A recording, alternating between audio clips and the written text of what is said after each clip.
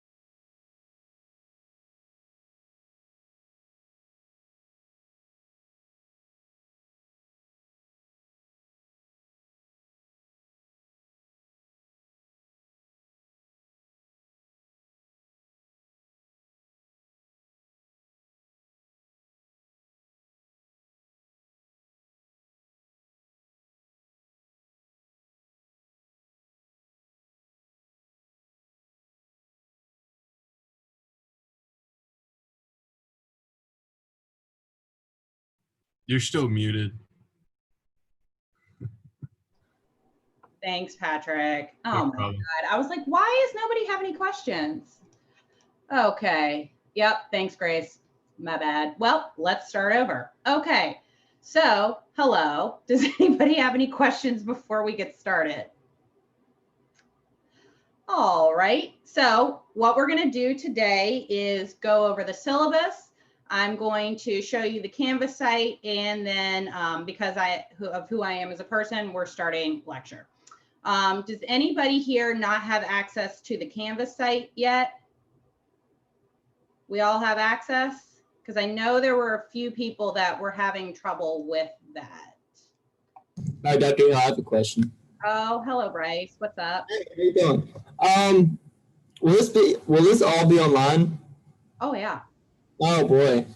Yeah, your favorite.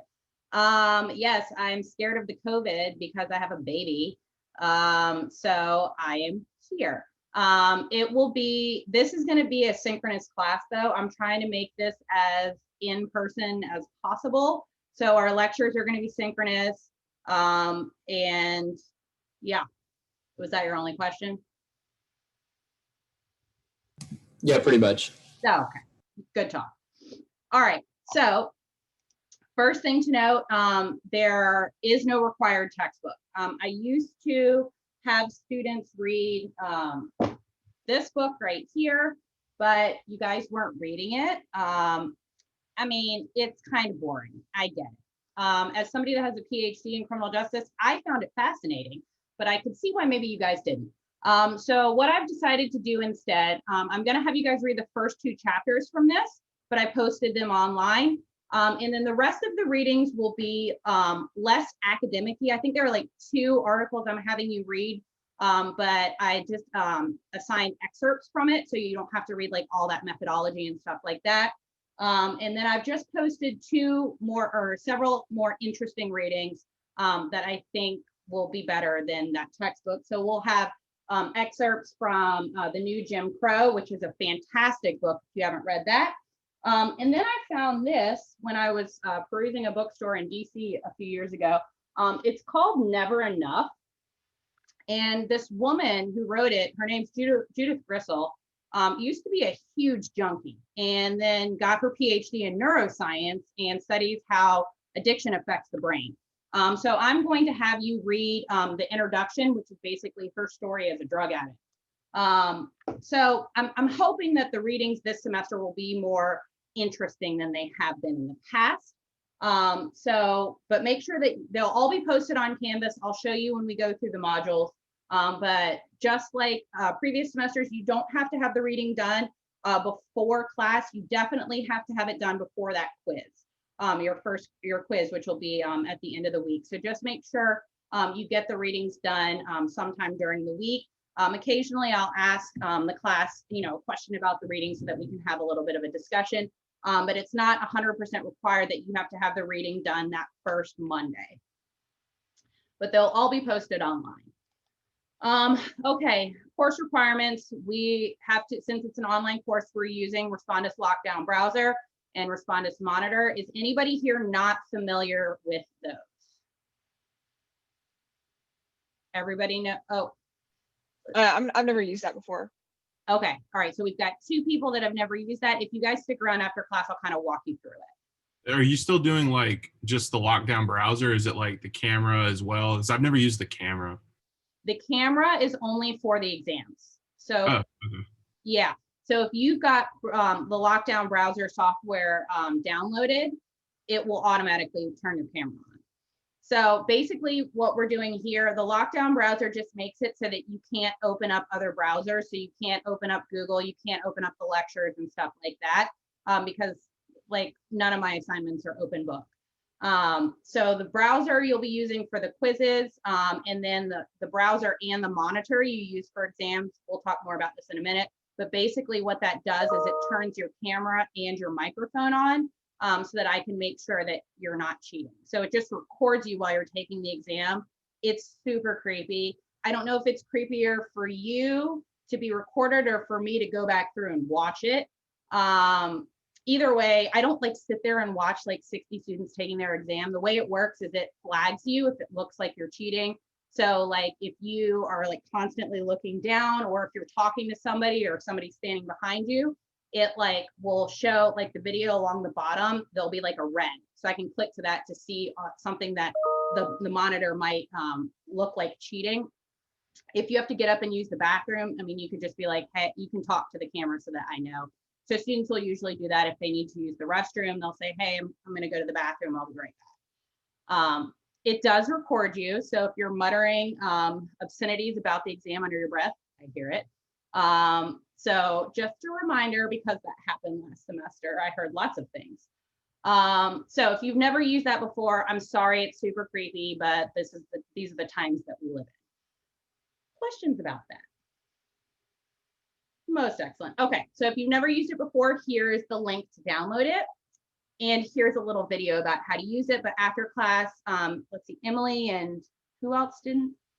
Kyle. So if you two want to stay after class, I'll just kind of walk you through it quickly. So this course aligns with Canvas. So there are weekly modules. Hold on, let me just make sure people aren't emailing me asking about the link for class. Okay, they're not. All right, so each week on Canvas, the weekly module, and we'll go through this in a minute, will include the Zoom link for class, the lecture, the access to the PowerPoint that we'll be going over, any required readings, as well as a to-do list of things you need to be doing that week. So I'll pull that up in a minute. So this class is synchronous. All lectures will be held live on Zoom. Like I said, within each module, you'll be able to click the Zoom link. I'm sorry, I tried to make one link for all the classes. It just wasn't having it. That's a whole long story about that. So unfortunately, for each class, you'll have a different Zoom link. But if you go into the weekly module, it says the date next to that link. I'll show you about that. So all the PowerPoints correspond with the weekly lectures, and they'll be available on Canvas. I recommend that you have them downloaded or printed out so that you can take notes as they arise. I provide the PowerPoints so that you know when you need to write things down. The PowerPoints are not there so that you can skip class and just download that. That's a super easy way to fail this class, so don't be that student.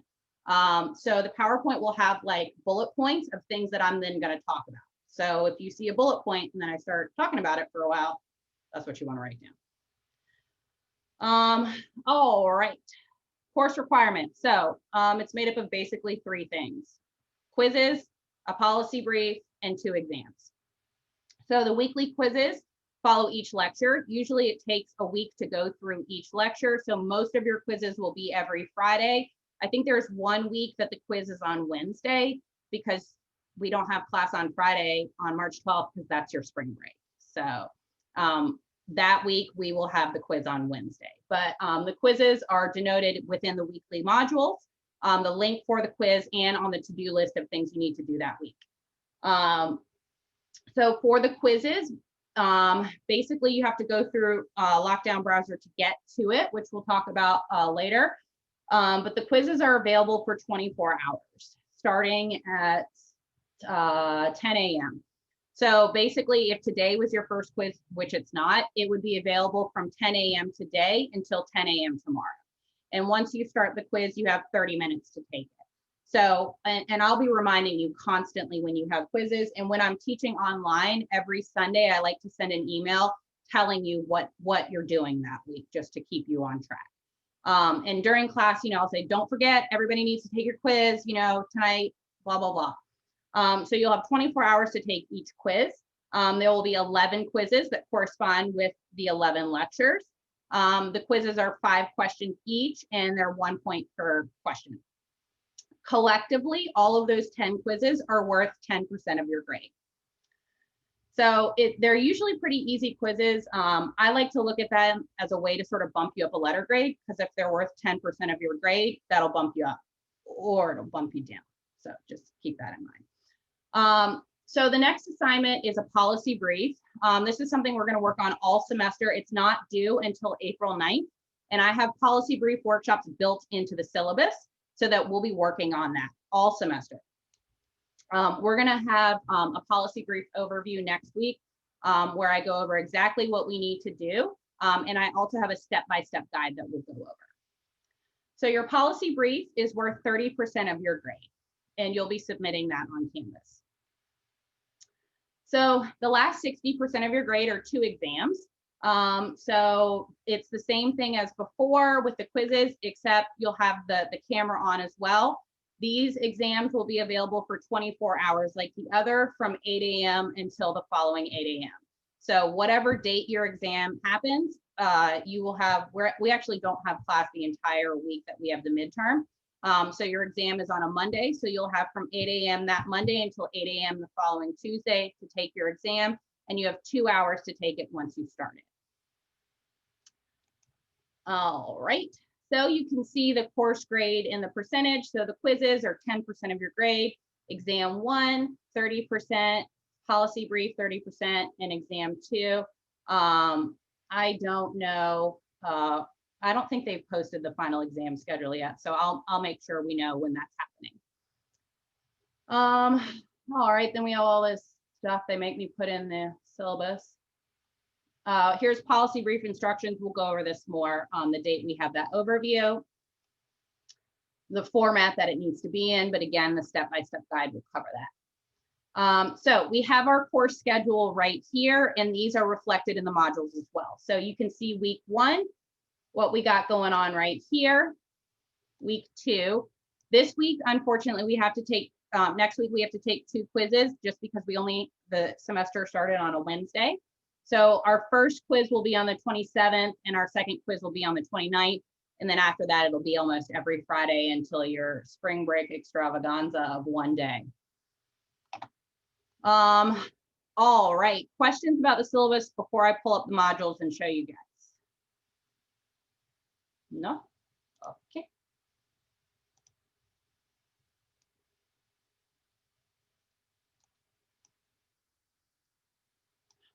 Come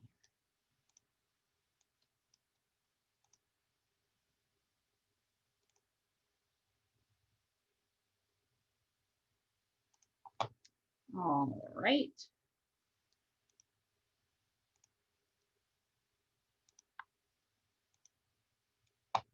Okay, can we all see the Canvas site? See that? Okay. So if you click on the modules, this is the instructor view, but it looks the same for you guys. So we have all of the important items up here. I have a list of the things that we just went over right here. If you don't want to if you don't want to pull up the whole syllabus, you can see all that information we went over right here.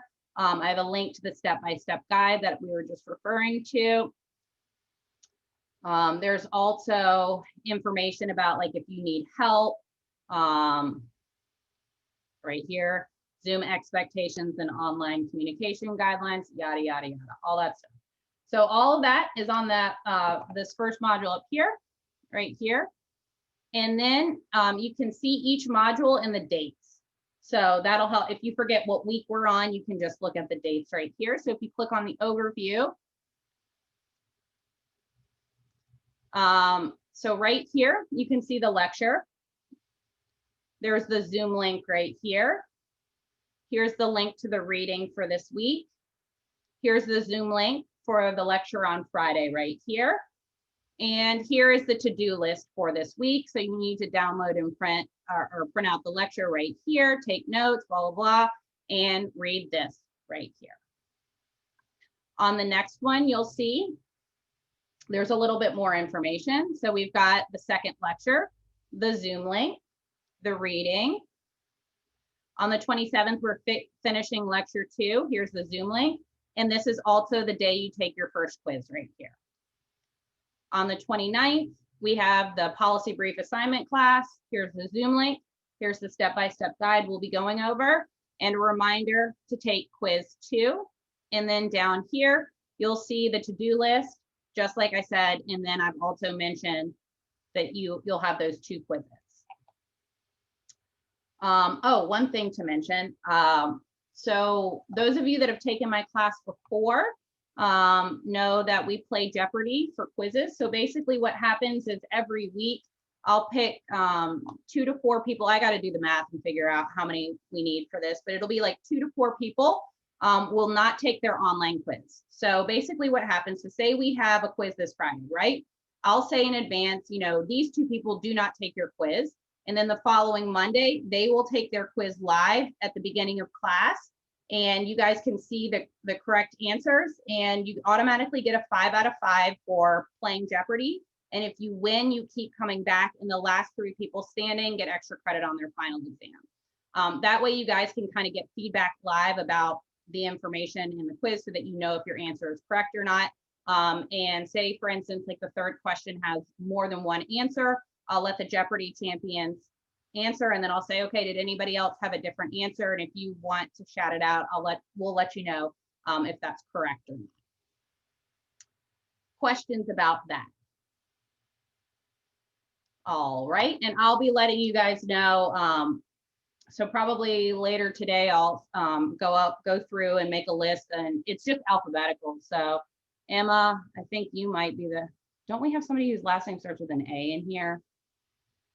I'm looking through here, maybe not. Starting at the top of the alphabet, you'll be the first ones playing. We just go alphabetically for that. All right, questions about the assignments or the class? No questions? Okay, so if you do have questions or a comment, feel free to just turn your mic on and ask it. You can also shoot me a chat. Sometimes I don't see the chat right away. Oh, Patrick, do you have a question? Yes, ma'am. I remember when I took this class before, we did the jail tour, which was a lot of fun. Obviously we won't be able to do a jail tour right now. We're probably not gonna be able to do that, I assume. No. Have extra credit opportunities then. COVID. What? Well, I figured. So is there anything like you're changing to like make up for not being able to do that? Like extra credit? Yes, ma'am. We'll do the same. It's Always Sunny in Philadelphia, extra credit opportunity. Right. So those of you that, I forgot to mention this in the other class. Those of you that never had me before, that's my favorite show in the whole world. I pre-select 3 episodes. And then I give you the criminal code for Pennsylvania, and you got to go through and list the specific crimes they commit. That's due like the last day of class. And if you do that, it replaces your lowest quiz grade with a 5 out of 5. And I think I just talked to My friend Terry Cherry, who's an officer at CPD, she's the recruiter, and she's doing something, some sort of meet and greet or something. Sam, do you know what she's doing?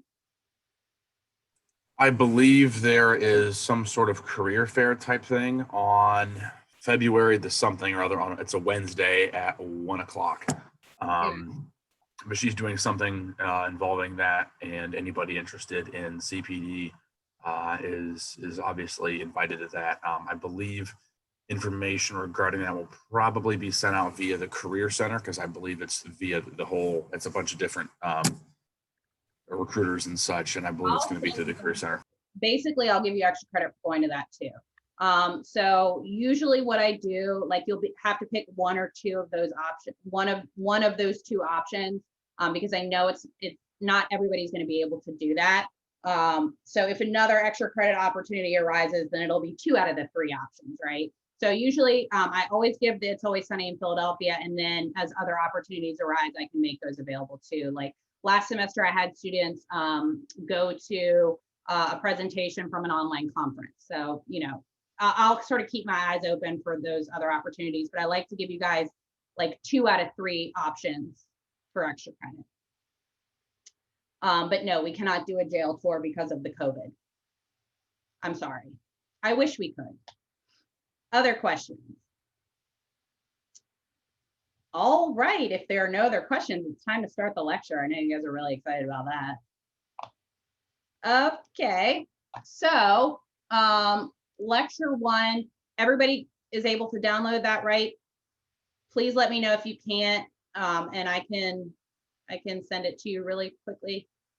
Okay, I think we're good then.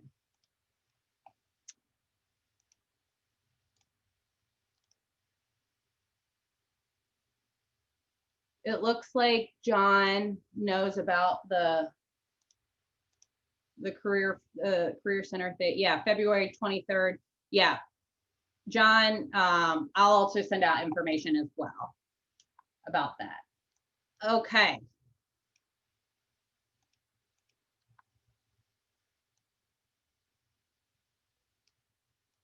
All right, we can all see the lecture. We good? Okay. So today what we are going to do is start talking about the crime trends.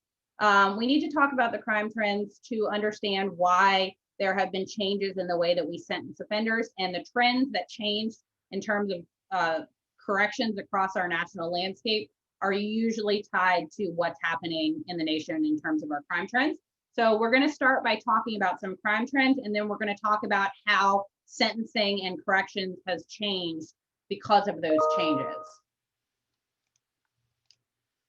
So let's look right here. So the earliest stats graph I could find goes from 1957 to 2006. And in the next couple slides, I'll bring you up to date from there. But to my knowledge, there's not one graph that looks at, I mean, we started collecting crime trends from the 1920s. So I would love to find a graph from the 20s till now, but that doesn't exist. So the crime trends can be broken into 3 periods. There's the early period, which is about 1946 through the 60s, the middle period, 60s to 70s, and the late period, which is the mid 70s until now. And you can see right here, this graph starts in 1957. So from about 1946 to 1960s, we had really low, fairly stable crime rates. If you could see these lines, they would go like this. They would go straight across. It was pretty stable, and they were very low compared to where we are today. So during the 1960s up to about 73, we saw rapidly accelerating crime rates. So this increase right here is what we're referring to. The late period we would refer to as about 1974 to now. So what we have are pretty stable high crime rates. Even though you're seeing this kind of fluctuation right here, if we're categorizing sort of this area to this area, they're what we would consider to be stable high crime rates with a slow decline that we're starting to see now. But when you compare them to down here, they're pretty high, right? So it's not the same as like this rapid acceleration or this stable low. It's pretty stable high with like a slight decline. So you can see this ends in 2006. So the next graph shows us from 2006 to 2016. The crime rates have gone like a little bit down since then, but it's, I mean, every year they move about a percentage point, you know, it doesn't make, there's not a huge difference year to year. So you can see right here, like they're continuing to go down, but not at like a huge accelerate or decelerating rate. The other thing I'd like to point out here is a common misconception. A lot of people seem to think that violent crime is a lot more common than property crime, which is not the case. You can see right here, the red is property crime and the blue is violent crime. So there's a huge difference between the two. Property crime is much more common than violent crime. So that's the first thing to note about this. The second thing is that you can see they're kind of trending together, right? So there's more of a decline in property crime, but we're still seeing that sort of stable, slow decline with those two types of crimes. The other thing I want to show you, so you see this huge drop right here. This was during the 90s. This is what we refer to as the Great American Crime Decline, when inexplicably all 7 of the FBI's index crimes dropped hugely during the 90s, right? We refer to that as the Great American Crime Decline, and there are about 40 books written on this. And we're going to talk about it at the end of this lecture on Friday. But people talk about it, they refer to it as the Great American Crime Decline. But if you see here, here's the 90s all the way to 2006. Here's 97 to 2016. So what we can see is that huge decline that we had in the 90s, we're continuing, right? So that's another thing that is a common misconception. People, like, I hear politicians say all the time, the crime rate is rising, and it's not. It's definitely not. It's not going down like it did in the 90s, but after that decline that happened in the 90s, it's only continuously gone down. Not like that huge spike, but it's still continuing to go down. So don't let anybody tell you the crime rates are rising, because they're not. So occasionally what you might find is like one crime went up by like 3 or 4 percentage points one year to the next, or within a 2-year trend. But if you look at the overall trend of crimes, they are going down. They hugely went down in the 90s, and then they kind of leveled off, but there's a slow decline, okay? So the two things that people are commonly incorrect about with crime rates is, one, that they're rising. They're not, they're going down. And 2 is that people seem to think violent crime is a lot more common, when in reality it's property crime. And if you just think about it, it's a lot easier to burglarize a home than to like murder someone. So property crime is very, very common. All right, questions about the crime trends before we start talking about sentencing models? We good? All right, so just to flip back, we're going to talk about a period from basically the 1900s up until the 70s, right here. So right when the crime rates had hugely increased, so the way we sentenced offenders did not change until about the 70s. So let's talk about the way that we sentenced offenders up until the 1970s.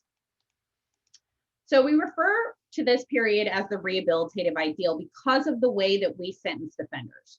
So offenders were sentenced known as the indeterminate sentencing model. So indeterminate means unknown, and it's unknown for 2 reasons. One, so say you were convicted of a crime, right? The next step is you go to a sentencing hearing where it's just you, your lawyer, the judge, and the prosecutor. And it's up to the judge to give you a sentence, right? So up until the 1970s, the way the judges did that is through something called indeterminate sentencing. So the first reason it was indeterminate is because you never really knew what sentence you were going to get until you got into that courtroom. Up until the 70s, the way the statutes would read was there was a wide latitude, right? So armed robbery could be anything from 6 months or 2 years probation to 15 years in prison, right? And the judge had the discretion to choose anything from within there. And they're supposed to be looking at your criminal history, the severity of the offense, like how many victims you left in your wake, and they're supposed to individualize the treatment, right? They're supposed to look at each offender and choose a sentence that would rehabilitate them more than another, right? So if we've got a first-time offender, they're not going to get as harsh of a sentence this is, the 7th time they've committed an armed robbery. So the sentencing, the way the laws read, it gave the judges wide discretion to choose a sentence, right? And there was a huge amount of room for them. So that's the first reason it was indeterminate, because you didn't know what sentence you were going to get until you walked into that courtroom.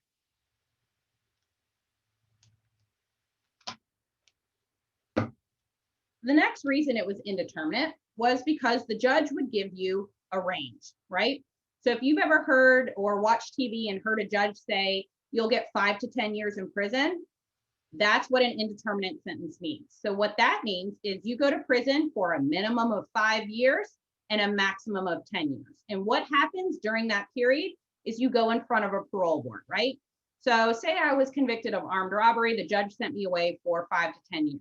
I'd serve 5 years in prison, and then I would go in front of the parole board, who would look at my prison record, look at my criminal record. If there were any victims, you can present a victim impact statement. Sometimes the prosecutor will show up to say, hey, we don't want this person released. I can have my family members there saying she's so wonderful. The warden might say, oh, she, got her GED, blah, blah, blah.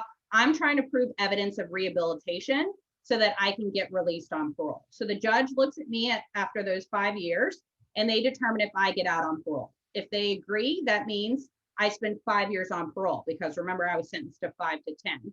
If I get denied parole, I go back to my prison cell and I come back up in front of the parole board, 1 to 2 years later. And we keep doing that until you max out at 10 years, right? So that's another reason it's indeterminate. You don't really know how much time you're spending in prison, because it's up to the parole board to release you, right? So the point here is to give you an incentive to behave, right? The parole board is supposed to release the offender once they've been rehabilitated, right? So if I've spent my time joining gangs and stabbing people, I'm probably not going to get released on parole, because that's not really evidence of rehabilitation. If, I got my GED and I started a mentor program, that might be, if I went all those 5 years without stabbing anybody, that would be evidence of rehabilitation. So it sort of incentivizes the inmate to behave themselves while they're incarcerated. So indeterminate sentencing, it's indeterminate for 2 reasons. One, you don't really know what sentence you're going to get till you walk in that courtroom, because the judges had such discretion. And 2, once you get sentenced, you don't know how much time you're going to spend in prison, because the judge gave you a range, and it's up to the parole board to determine where within those 5 to 10 years you get released. Does that make sense? Okay. So that is the way that we did things up until the 1970s. But as we saw here, around the 1970s, this is when the crime rates had been increasing considerably. So keeping that in context, let's talk about some other things that happened in the 70s that all kind of coalesced to change the way we sentenced our offenders. So the first one was that huge spike in the crime rates we just talked about. The second thing to think about is the Attica riot, which happened in 1971, right? So we're all pretty familiar with this. In 71, the prisoners took over Attica prison, guards were killed, inmates were killed. I think they had the prison under lockdown for like 4, I think they were in charge of the prison for like 3 or 4 days. It was a mess. That hit the press, and it looked like the Department of Corrections couldn't control their inmates. The next thing that happened around the same time was the Kansas City Preventative Patrol experiment. So who can tell me what happened in that experiment?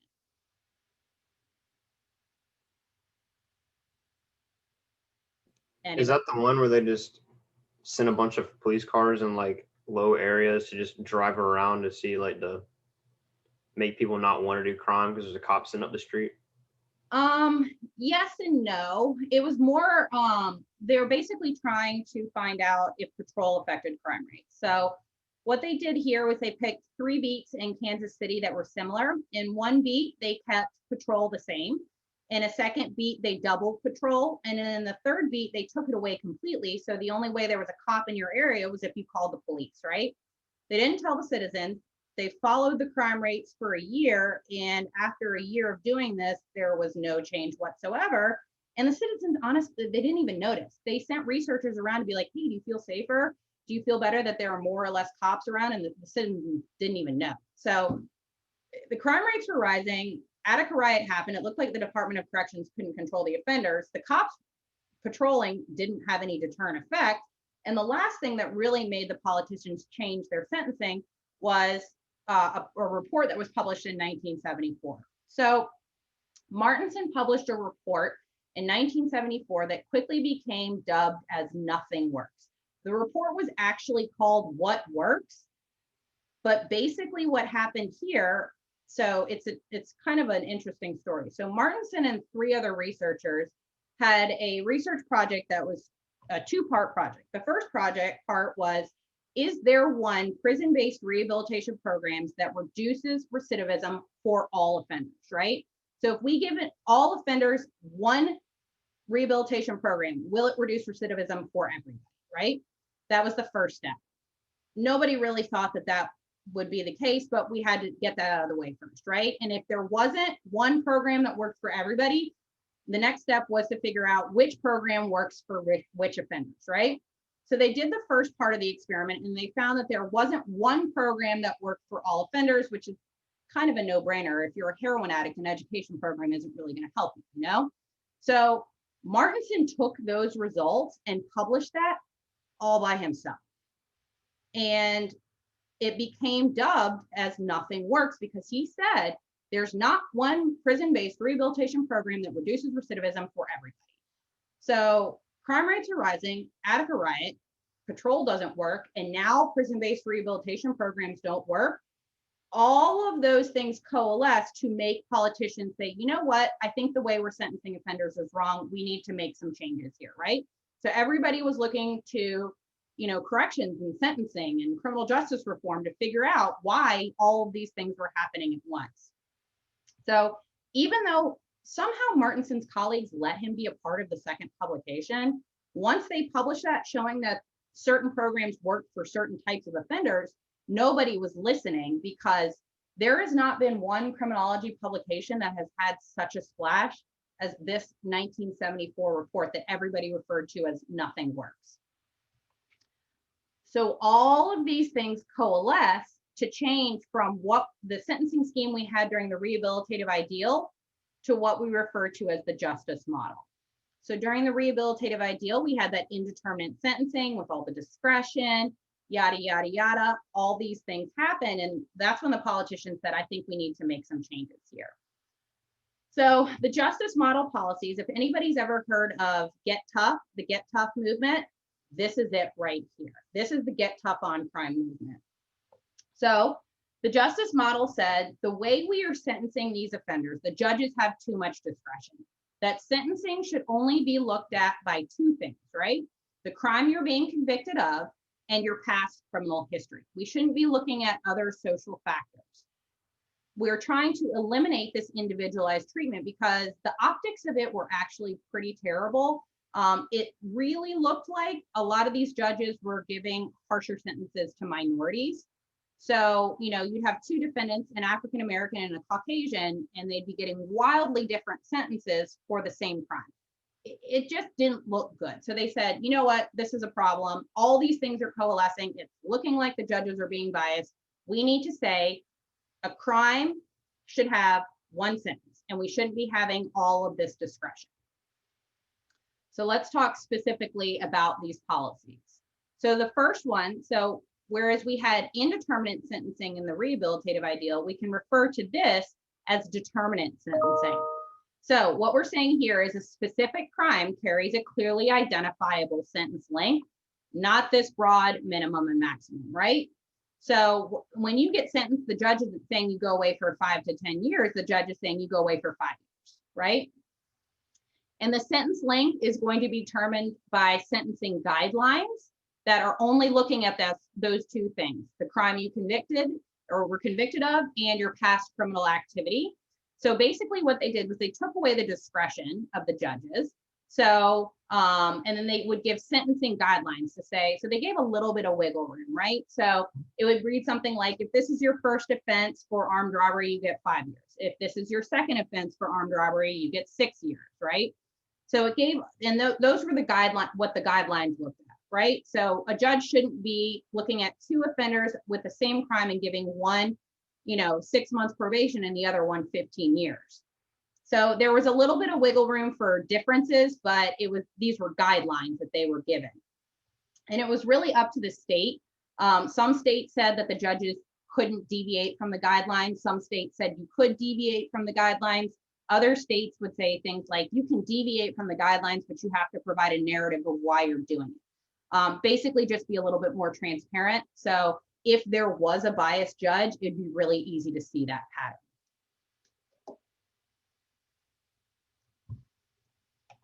So the other policy of the justice model was that parole release would be eliminated. So who can explain to me why we wouldn't need parole anymore in this model? Because the sentences were determinate, so they would get out. They knew exactly when they'd get out. Exactly. So a lot of states abolished parole. Florida was one of those states that abolished parole, I think October 1st, 1981. Some states, the state of parole in this nation is, every time they change the law, like it makes a huge difference. But when the justice model policies were passed in the 70s, 80s, and 90s, this is what it looked like. So one of the big policies of the justice model is something that we refer to as truth in sentencing. So has anybody ever heard of the 85% law? Does that ring any bells? Even if it doesn't, that's what truth in sentencing was. So this is exactly what I'm talking about here. So for instance, one of the things that people didn't like about the indeterminate sentencing model is you get sentenced for 5 to 10 years, right? So if you're the victim of that crime and you hear that your offender got out in 5 years, that's really upsetting to you and it seems untruthful, right? So what this law said was we have these determinate sentencing policies, right? So they say you get 5 years in prison. The problem with that is that it takes away the incentive for you to behave. So what they said was, we'll send you away for 5 years. You have to serve at least 85% of your sentence. And we can shave off that last 15% with things we call good time or gain time credits, right? So we can still incentivize behavior, because if you were sentenced to 5 years and it doesn't make a difference how you behave, why would you behave? So truth in sentencing said each offender has to serve at least 85% of their sentence. And then it was up to the states and the Department of Corrections to determine what constituted good time and gain time. So it would be things like, if you got your GED in prison, we'd shave off 60 days. If you go a year without stabbing somebody, we shave off another 60 days. So you can do this good time, gain time, but you can only shave off that 15%. You have to serve at least 85%. And that was one of the policies of the justice model.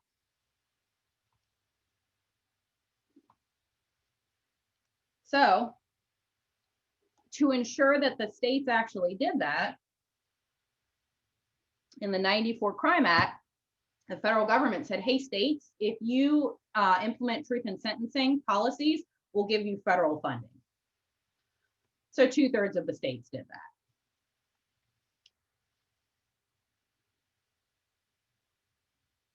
So let's talk about how that might affect the correctional population. So if we are taking away the judge's discretion to give someone probation, and we're saying each sentence comes with each crime comes with a clearly identifiable sentence, that's basically a mandatory minimum, right? So if armed robbery for your first offense is 5 years, that's a mandatory minimum, right? So we're now increasing the number of people that are getting prison. And if we've passed truth in sentencing and got rid of parole, we're increasing the amount of time that people are spending in prison. What we're creating is overcrowding. So mass incarceration, this is what started mass incarceration, right? And it also created kind of a bottleneck, because we have all these offenders that were sentenced prior to the justice model. And just because the state abolished parole doesn't mean the parole board is disbanded, because all of these offenders were sentenced prior to that, still have access to parole. So we have all these offenders that are sitting in prison that are going up against the parole board who are denying them. And then we have all of these other offenders that are being sentenced under the justice model. So more people are being sentenced for longer periods of time, and it really created a bottleneck. And this is when overcrowding started to become an issue.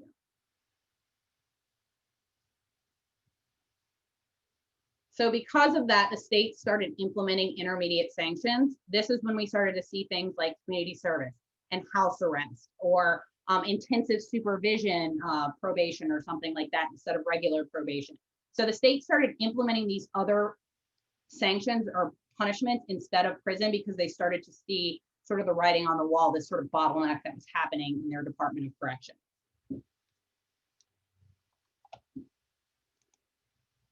All right. Questions about this? All right. Oh, Carlos? Yes, ma'am. So you said that for the truth in sentencing, they had to serve 85% of their term.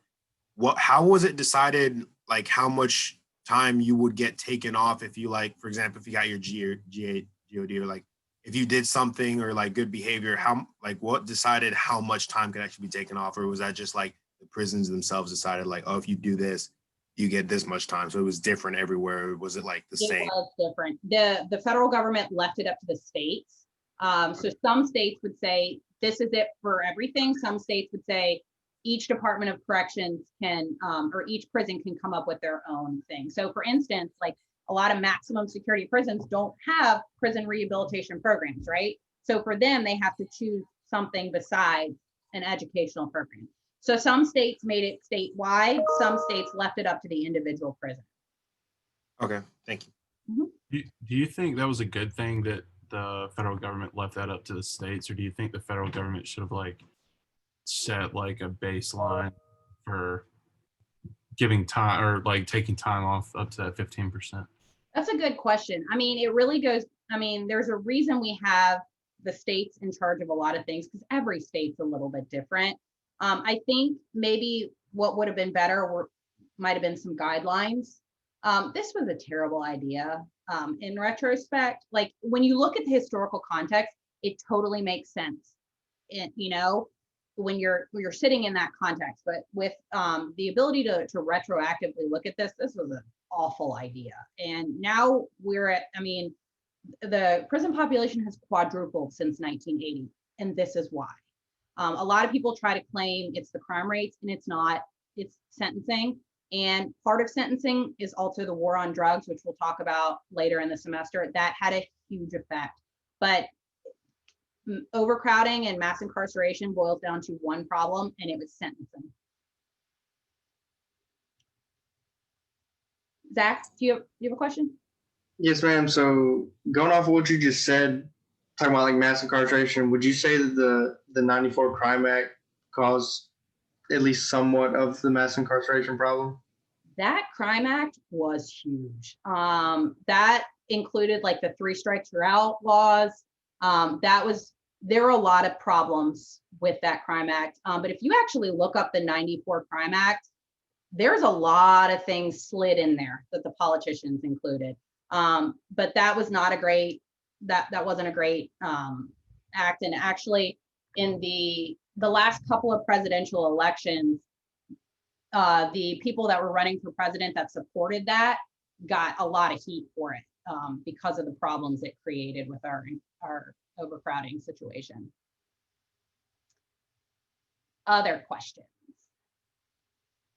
All right, so please let me know if you still don't have access to Canvas. I can send you the link and the reading or the lecture and the reading. And if you still don't have access by Friday, please send me an email. I'll send you another Zoom link, and I can give Michelle Moss a call and figure out what's going on with that, because I got a lot of emails from students today saying that they registered for the class, you know, last night or something, and they still don't have access. So please keep me posted on that. We will have another class on Friday where we're going to finish this lecture. And then next week we'll start the second lecture. And I'm sorry, but we have 2 quizzes that week just because we only had 2 days this semester. Other questions? All right, the 2 that have never used Respondus Lockdown Browser, if you want to stick around, I'll just walk you through that. Everybody else, I'll see you on Friday. Send me an email if you have any questions at all. Okay? Thank you, ma'am. Thank you. You're welcome. Okay. Oh, let's see. We've got who's Kyle and I don't know how to use it either, man. Oh, okay. All right. I've never used it either. All right. I thought we had one more. Oh, yep, there she is. Okay. Let me stop sharing so I can see all your faces. Okay, so what you need to do, hold on. If you open up the syllabus, here, I'll show you on my screen. All right, so if you scroll down right here, you can see this link. So what you'll need to do is download Respondus Lockdown Browser, okay? So download that, and then if you want to watch a little video right here, this will walk you through it. So I definitely recommend, it's like a 4-minute video, definitely watch that, but I'm going to walk you through it first. So the links can be found right here, and I also think like on the modules, there are parts that I can't take out that the Office of Distance Learning puts in, and I think the links are in there too.